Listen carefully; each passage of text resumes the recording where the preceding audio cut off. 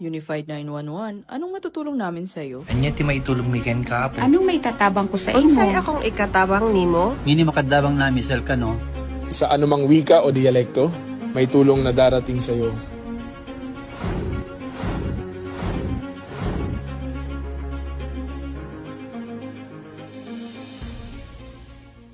Lilingkod sa bawat Pilipino at magbibigay ng tamang impormasyon para sa tahimik at maayos na Pilipinas. Police News Network, alagad ng batas, tagapagtaguyod ng balitang pulis, sandigan ng mamamayan, patnubay ng katotohanan.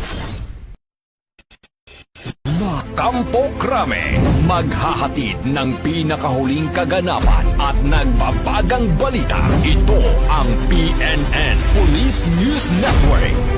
At ngayon, ang inyong mga tagapagbalita.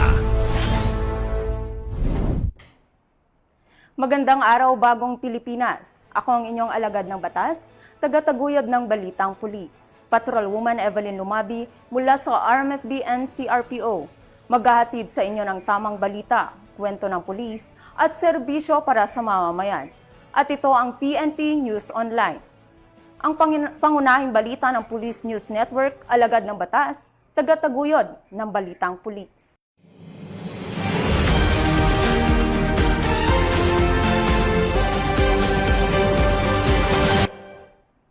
Narito ang mga balitang hatid ng ating PNN correspondents mula sa iba't ibang panig ng bansa.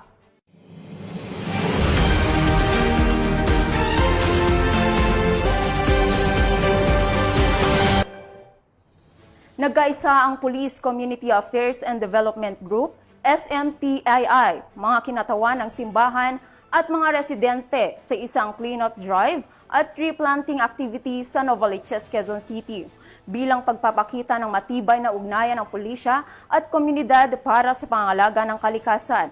Ang buong detalye ng report mula kay Patrolman Erickson Mayor. Bagong Pilipinas, nagsama-sama ang kapulisan at komunidad bilang pagtutulungan sa isang tree planting activity para sa pangangalaga ng kalikasan. Dito po ang inyong Police Community Affairs and Development Group para magbigay po ng tulong, mag-extend po ng kamay para ano po mga maitutulong namin. Bilang bahagi ng patuloy na pagsusulong na pangalagaan ng kalikasan at mas matibay na ugnayan sa komunidad, pinangunahan ni Police Brigadier General Vina H. Guzman, Director ng PKG, ang tree planting activity at cleanup drive. Isinagawa ang aktibidad kaagapay ang mga membro ng SMPII sa Inanang Buhay Parish, Novaliches, Quezon City, kung saan nakiisa ang mga pulis, membro ng simbahan, at mga residente sa sama-samang paglilinis ng kapaligiran at pagtatanim ng mga punla. Ito pong ating sinasagawa ay ang tree planting at the same time nagkaroon na rin po tayo ng clean-up drive dito sa vicinity ng Inanang Buhay Catholic Church and Inanang Buhay Catholic School. Papasalamat kami sa kapulisan sa pamumuno ng ating masipag na General Vina Guzman. Kasi syempre po, hindi namin ito maisasagawa, itong activity ng SMPII, Sangguniang Masang Pilipino International Incorporated, kung hindi po sa tulong ng ating masisipag na mga pulis. Layunin ng programa na palakasin ng malasakit sa kalikasan, isulong ang kalinisan sa komunidad, at higit pang pagtibayin ng pagtutulungan ng kapulisan at mamamayan tungo sa isang ligtas, malinis at luntiang kinabukasan. Muling pinatunayan ng Philippine National Police ng kanilang dedikasyon sa serbisyo ay hindi lamang nakatuon sa pagpapanatili ng kapayapaan at sa kaayusan, kundi maging sa pangangalaga sa kapaligiran at pagpapalakas ng pakikipag-ugnayan sa komunidad. Mula rito sa Novaliches, Quezon City, ako ang inyong police correspondent, Patrolman Erickson Mayor. Nagbabalita para sa Police News Network, bagong PNP para sa bagong Pilipinas, serbisyong mabilis, tapat at nararamdaman. Maraming salamat, Patrolman Mayor. Nakiisa ang Police Community Affairs and Development Group sa isinagawang job fair ng pamahalaang lungsod ng Pasig upang mailapit sa publiko ang iba't ibang serbisyo ng Philippine National Police at suportahan ang mga naghahanap ng trabaho. Ibabalita yan ni Patrolwoman Geraldel Loterte. Aga po sa inyo, we are here now at Robinson Metro East conducting job fair Metro Caravan kung saan ang mga agencies concerned nandito para magbigay ng trabaho at isa rito kasama natin ang PNP, PRSS, nagbibigay ng initial screening sa mga o sa aplikante ng PNP. Dito nagkakaroon ng initial interview, basic requirements, pinapaliwanag kung kailan at saan at kung paano magiging pulis. So, hanapin natin sila, ilapit natin ang trabaho sa mga pulis. Kailangan natin yun na dumami tayo. Hindi lang basta dumami at piliin natin yung magagaling at matitinong pulis. Yun lang po.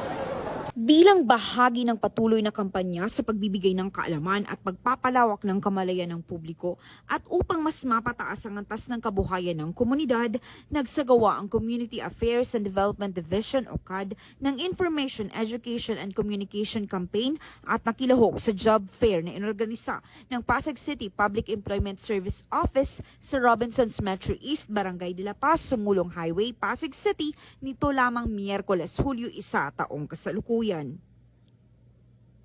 Pinangunahan ng aktibidad ni Police Colonel Luis E. Gisik, Chief CAD sa ilalim ng superbisyon ni Police Brigadier General Vina H. Guzman, Director PICA-G.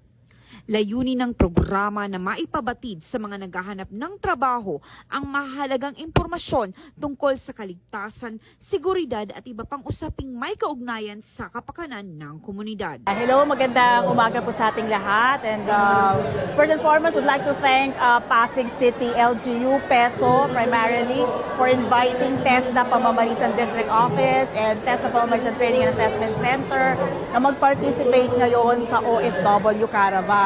So narito ngayon ang TESDA, dala-dala namin yung mga programs na bagong inilahad ng ahensya.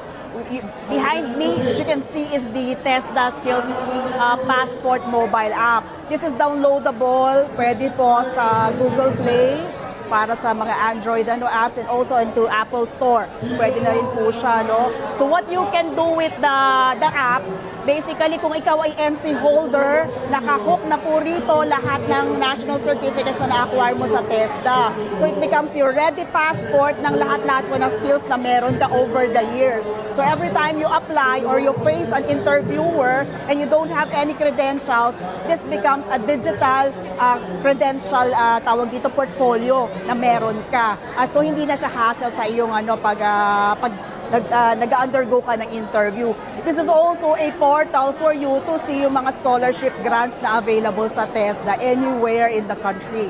We're very thankful to the Pasig City LGU, and of course to Mayor Vico Soto, and of course liderato din po ng Pasig City Employment Services Office. Maraming salamat for inviting TESDA Pamamarisan District Office. Isinagawa ang information drive at job fair bilang bahagi ng pagdiriwang ng ika-31st PCR Month celebration na may temang Sa Bagong Pilipinas, Ugnayang Pulis at Mamamayan, Tapat, Maaasahan at Nararamdaman ng Bayan. Namahagi ang nasabing dibisyon ng kabuuang 300 information, education and communication materials na tumatalakay sa iba't ibang paksa, kabilang ang mga public advisory, paghahanda sa sakuna, pag-iwas sa karahasan laban sa kababaihan at kanilang mga anak o VAUSI, kampanya kontra iligal na droga, Anti-Terrorism, Safe Spaces Act o Bawal Bastos Law, Cybersecurity at Online Safety, Republic Act No. 10591, kampanyan laban sa iligal na sugal, Police Service Balita at Republic Act No. 166. Ang ganitong mga programa ay bahagi ng patuloy na pagsisikap ng pambansang pulisya na palakasin ang kamalayan ng publiko at hikayatin ang aktibong pakikilahok ng mamamayan sa pagpapanatili ng kapayapaan, kaayusan at kaligtasan ng komunidad. Bagong PNP para sa Bagong Pilipinas, serbisyong mabilis, tapat at nararamdaman. Mula dito sa Robinsons Metro East, Pasig City, ako ang inyong PNN correspondent, Patrolwoman Jera de Luterte, alagad ng batas, tagataguyod ng Balitang Pulis. Maraming salamat, Patrolwoman Luterte. Isang suspect ang naaresto habang 2 biktima ang nasagip sa ikinasang anti-online trafficking operation ng mga otoridad sa Iligan City bilang bahagi ng pinaigting na kampanya laban sa human trafficking at online exploitation. Yan ang ibabalita ni Patrolwoman Jane Ross Bohol. Na nagsagawa ng entrapment at rescue operation ang kapulisan sa Purok 5, Barangay Timbaga, Iligan City na nagresulta sa pag-aaresto ng isang suspect dahil sa paglabag sa Republic Act 9208 o Anti-Trafficking in Person Act. Nasagip din sa operasyon ang 2 biktima, isang menor de edad at isang babaeng nasa hustong gulang. Patunay ang operasyon ng matibay na pagtutulungan ng law enforcement agencies at partner organizations sa pagprotekta sa mga vulnerable sector, lalo na sa mga bata laban sa pang-aabuso, exploitation, at trafficking. Patuloy namang hinihikayat ang publiko na agad i-report ang anumang kaso ng trafficking, child abuse o exploitation upang maprotektahan ang mga kababaihan at kabataan laban sa pang-aabuso. Mula dito sa inyong higalang pulis, Regional Office 10 Public Information Office. Ako ang inyong PNN correspondent, Patrolwoman Jane Rose Bohol, alagad ng batas, tagataguyod ng balitang pulis. Maraming salamat, Patrolwoman Bohol. Mahigit 18.36 milyong halaga ng hinihinalang shabu ang nasamsam ng mga otoridad sa isang buy-bust operation sa Daet, Camarines Norte. Ibabalita yan ni NUP Catherine Bayotlang.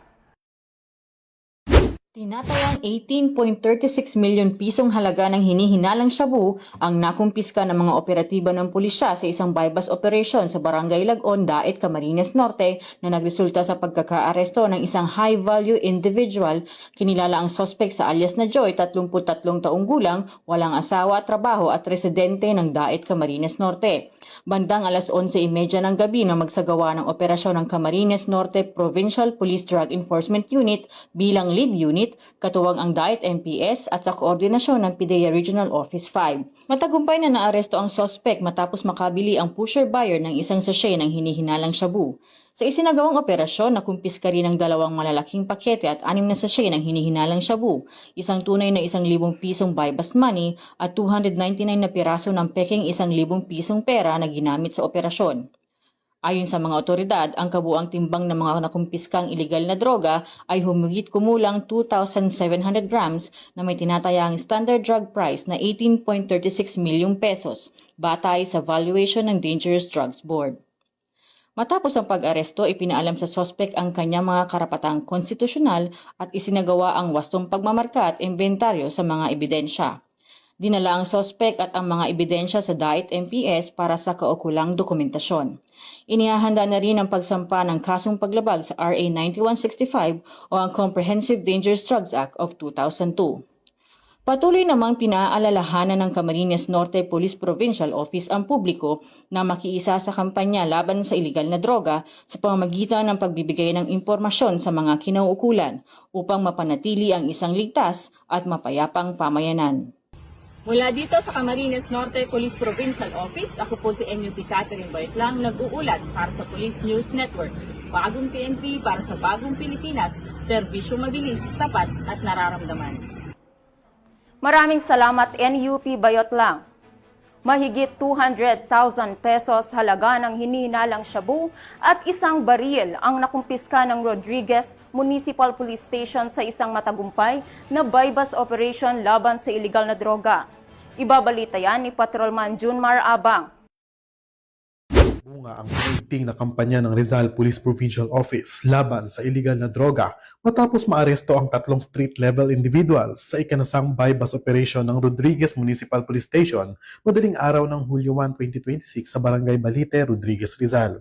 Kinilala ang mga naaresto bilang alias Bahek, 26 taong gulang, alias Nico, 29 taong gulang at alias Makmak, 27 taong gulang.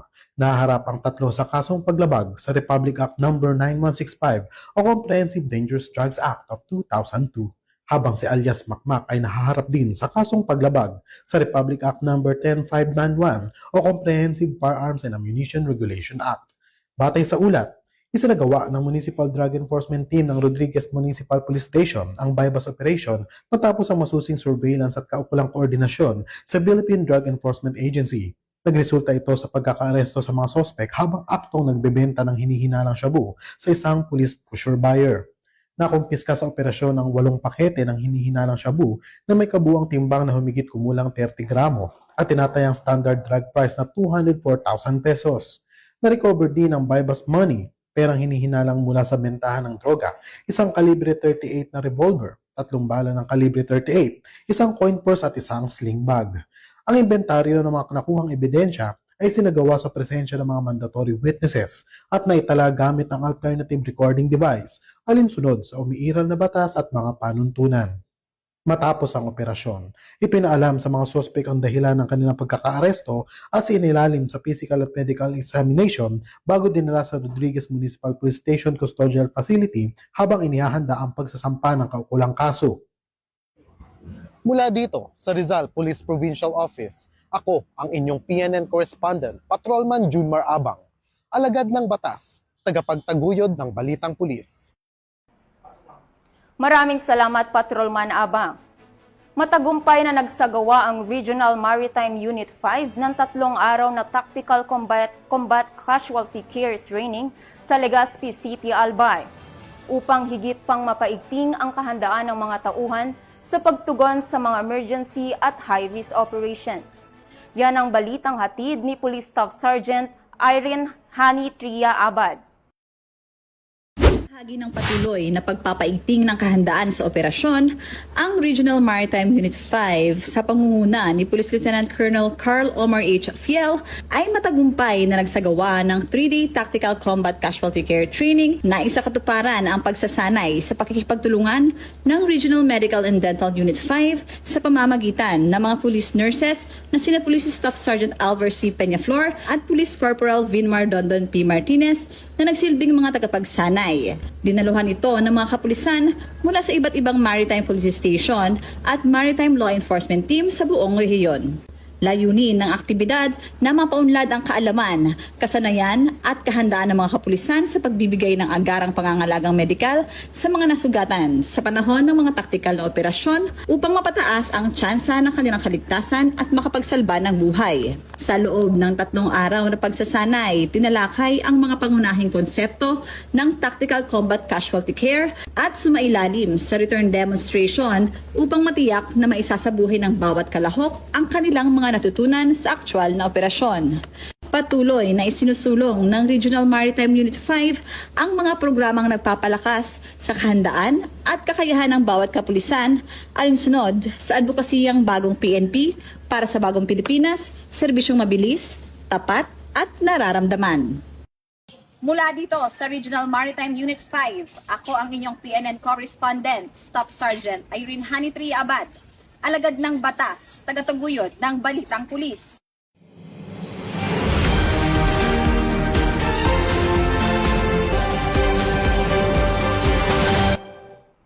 At yan ang mga balitang nakalap ng ating PNN correspondents mula Luzon, Visayas at Mindanao.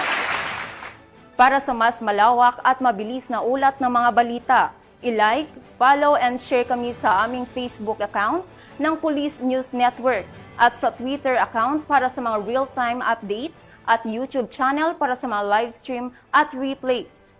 Manatiling mapagmatsyag at laging alam ang totoo.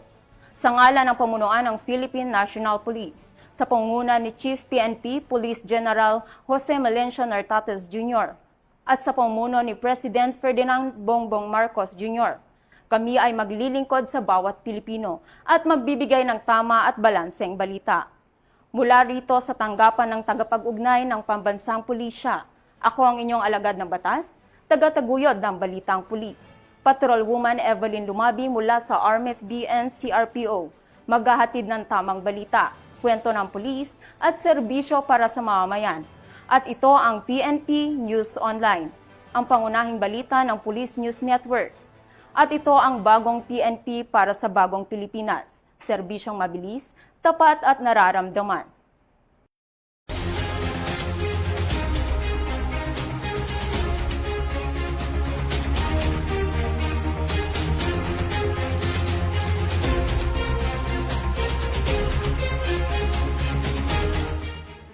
Police News Network, alagad ng batas, tagapagtaguyod ng balitang pulis.